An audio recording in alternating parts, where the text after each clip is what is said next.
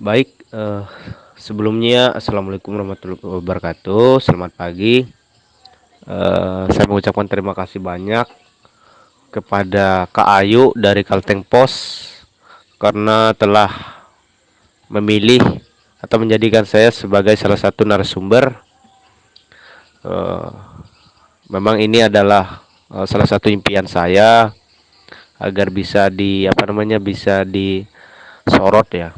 Karena saya merasa eh, yang saya lakukan dari dulu hingga sekarang ini merupakan murni apa namanya niat saya untuk mengabdi dan memberikan kebermanfaatan. Nah, ada beberapa pertanyaan tadi eh, untuk pertanyaan yang pertama saya jawab eh,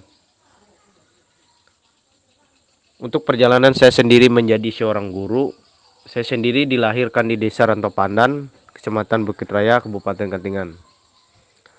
Saya tidak menyangka juga saya bisa berdiri saat ini menjadi seorang guru karena melalui beberapa proses eh, yang panjang. Saya SD di SDN Negeri 1 Rantau Pandan, kemudian mulai dari 2007, kemudian saya menamatkan di tahun 2012, dan SMP dari 2012 saya menamatkan di tahun 2015. Kemudian untuk SMA saya memulainya dari 2015 dan menamatkan tahun 2018. Saya lahir dari keluarga yang sederhana. Bapak saya seorang petani. Kemudian saya mempunyai 3 orang saudara, satu laki-laki dan 2 perempuan. Saya tidak menyangka juga waktu saya SMA kami dengan keterbatasan ekonomi, kemudian saya memberanikan diri untuk uh, masuk perguruan tinggi terbesar di Kalimantan Tengah, yaitu Universitas Palangkaraya. Awalnya saya jalur UKT, namun pada saat kuliah saya mendapatkan mendapat beasiswa kuota tambahan untuk bidik misi. Nah, singkat cerita, kenapa? Karena waktu SMA saya eh, melakukan pengamatan atau survei. Setelah saya melihat di daerah saya, Kecamatan Bukit Raya, terkhususnya Desa Rantau Pandan, itu kekurangan sekali dari tenaga. Saya lanjutkan ya Kak. Dan di akhir-akhir mendekati kelulusan, waktu itu saya bertanya kepada beberapa guru saya. Saya menanyakan yang cocok buat saya jurusan untuk kuliah itu jurusan apa. Namun dulu saya tidak mendapatkan jawaban karena saya melihat mereka meragukan apakah saya bisa kuliah. Nah, karena saya tidak mendapatkan jawaban itu, kemudian saya memutuskan untuk melakukan sendiri bagaimana caranya agar saya itu layaknya di mana. Dulu saya belajar juga apakah karena saya punya cita-cita untuk menjadi seorang pemimpin. Kemudian saya mempelajari buku undang-undang, kemudian tentang pemerintahan. Kemudian karena saya lelah, capek, saya berhenti. Kemudian saya melakukan pengamatan, melakukan survei. Ternyata kemudian saya melakukan survei dan pengamatan. Ternyata di daerah kecamatan saya, Kecamatan Bukit Raya itu sangat kekurangan daripada tenaga kependidikan atau bisa dikatakan guru lah. Selain itu juga kekurangan dari tenaga kesehatan. Nah, dari situ saya memutuskan bahwa saya harus menjadi seorang guru. Dan pada akhirnya saya memutuskan untuk mendatangi kedua orang tua saya harus jadi guru. Kemudian saya memberanikan diri untuk berangkat ke kota Palangkaraya dengan segala keterbatasan. Saya mendaftarkan diri di universitas terbesar di Kalimantan Tengah, yaitu Universitas Palangkaraya.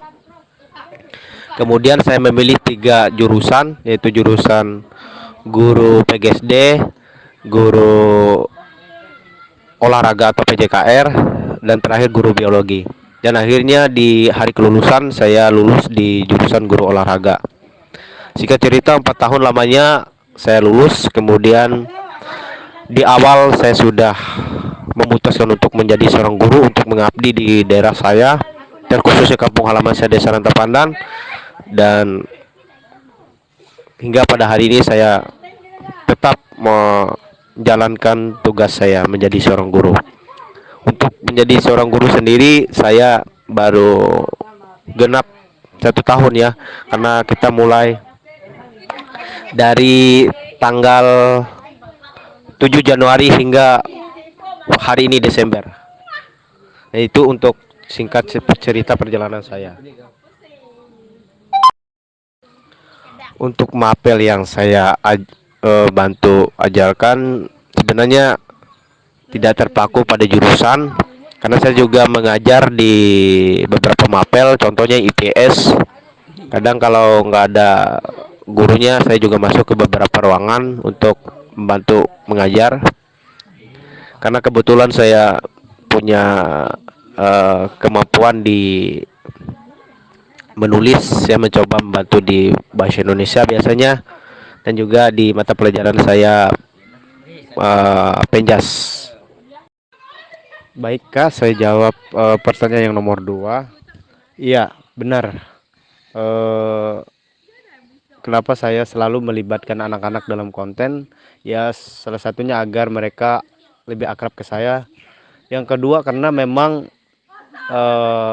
keseharian saya di sekolah, sehingga saya selalu bertemu dengan anak-anak, sehingga ya secara otomatis mereka sering bertemu, kemudian terlibat dalam, ya, sehingga mereka sering saya libatkan dalam pembuatan konten maupun kegiatan lainnya yang harapannya itu memberikan edukasi dan inspirasi terkhusus di dunia pendidikan. Adapun tujuannya yaitu agar anak-anak bisa lebih aktif, kemudian anak-anak bisa lebih akrab, serta harapannya anak-anak bisa mengasah skill dan bakat serta kemampuannya. Untuk komunitas rumah baca itu sendiri, rumah baca Harati Bukit Raya, itu memang sudah sejak lama saya rencanakan, namun terrealisasinya di tahun 2023, di mana itu bertepatan pada saat saya sudah menjadi guru di SMP 1 Atap 3 Ketingan Hulu. Dan itu pun lahir karena saya ada berkomunikasi dengan teman-teman dari Balai Bahasa Kalimantan Tengah, sehingga mereka siap membantu memberikan beberapa bantuan buku-buku bacaan.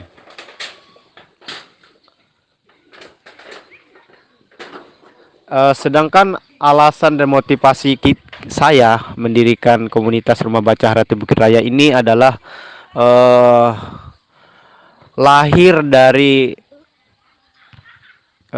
survei saya di lingkungan sekitar, terkhususnya di desa saya, Kecamatan Bukit Raya. Itu melek daripada literasinya sangat rendah, dan minat dari baca mereka sangat rendah, serta sangat jarang ditemukan penulis-penulis yang berasal dari Kecamatan Bukit Raya kemudian terkhususnya di desa saya Rantapandan. Sehingga saya rasa dari komunitas inilah yang nantinya bisa membantu memberikan eh, semangat atau minat baca dari anak-anak. Sedangkan aktivitas saya di rumah baca bersama anak-anak biasanya hanya membaca buku, kemudian menggambar, itu saja. Karena memang rumah baca ini masih baru didirikan, kemudian fasilitas di dalamnya hanya tersedia koleksi buku-buku bacaan cerita rakyat, sehingga itu saja yang kami lakukan. Sedangkan untuk struktur organisasinya itu belum terbentuk karena memang hanya saya sendiri yang ada.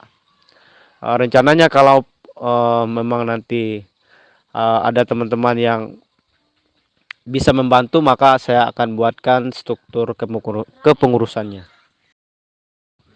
Untuk koleksinya sendiri hanya buku cerita rakyat, kemudian kamus bahasa daerah, dan buku cerita rakyat Desa Rantapandan yang saya tulis, serta kamus bahasa Uddanum yang saya tulis juga. Sedangkan untuk buku cerita rakyat lainnya itu hasil dari permohonan saya dari Balai Bahasa Kalimantan Tengah, dan mereka kabulkan dengan memberikan beberapa koleksi buku. Itu saja. Ya, harapan saya sebagai pendiri dari Rumah Baca Haratu Bukit Raya ini, kedepannya Haratu Bukit Raya ini bisa diberikan fasilitas yang memadai, kemudian koleksi bukunya juga banyak, dan harapannya juga Rumah Baca Haratu Bukit Raya ini bisa ikut memajukan dunia pendidikan, menurunkan angka buta huruf, sehingga memberikan kemajuan di dunia pendidikan.